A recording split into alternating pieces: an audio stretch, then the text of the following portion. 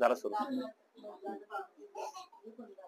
हरे राम राम राम हरे हरे, हरे कृष्णा कृष्णा कृष्णा हरे हरे, हरे राम राम राम हरे हरे, हरे कृष्णा कृष्णा कृष्णा हरे हरे, हरे राम राम राम हरे हरे, हरे कृष्णा कृष्णा कृष्णा हरे हरे.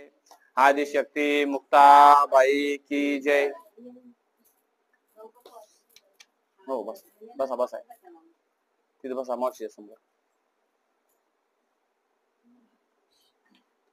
मुक्ताबाई नमो त्रिभुवन पावनी, मुक्ताबाई नमो त्रिभुवन पावनी, मुक्ताबाई नमो त्रिभुवन पावनी, मुक्ताबाई नमो त्रिभुवन पावनी.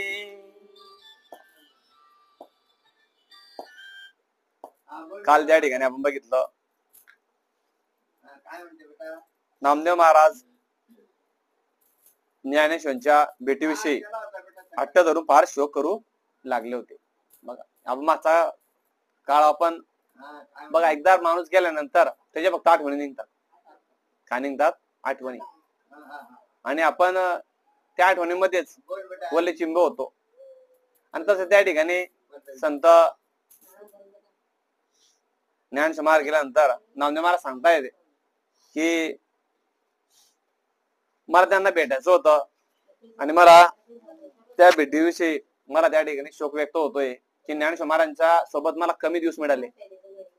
त्यांचं तीर्थावर मी गेलो, त्यांचं किती मोठं ज्ञान होतं त्यांच्याकडे. ती खरं जर म्हटलं तर जीवन जगणं, नामदेव महाराज म्हणतात की जीवन जगणं मला ज्ञानेश्वर महाराजांनी शिकवलं. बघा जीवन कसं जगावं हे मला ज्ञानेश्वर महाराजांनी शिकवलं. नाही तर मला कीर्तना कोणी उभं करा ना, पण ज्ञानेश्वर महाराज मला पुढे जायचं पहिले कीर्तन मला उभं करायचं की कीर्तन तुम्ही म्हणा. आणि तेव्हा पांडुरंगाने मला अध्यात्माचा उपदेश दिला. तो आणि मी नाही तुझा ज्ञानदेव आत्मा माझा. बघा नामदेव महाराज काय म्हणता, हा की तो आणि मी नाही तुझा ज्ञानदेव आत्मा माझा.